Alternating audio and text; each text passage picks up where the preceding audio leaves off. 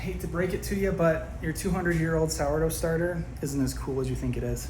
The truth of the matter is, unless you stayed in the same home in which that starter was made, used the same flour and the same water that it was created with, it's completely different than it was 200 years ago, especially after you've fed it at least 2 or 3 times in your own home. The unique composition of your home's microbiome completely changed that starter after you fed it once or twice.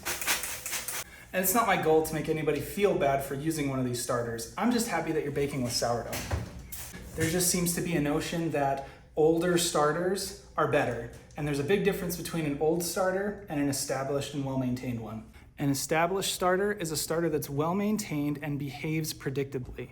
And you can have an established starter in less than a month. And a 1-month-old starter that's properly maintained will do better than any 200-year-old starter that isn't well-maintained. And I've done the side-by-side tests. I have a starter named Wild Bill that's been passed down for almost 100 years from person to person on my wife's side of her family. I've compared identical loaves baked with Wild Bill to Lord Sauron, my 9-year-old starter, and the differences are negligible.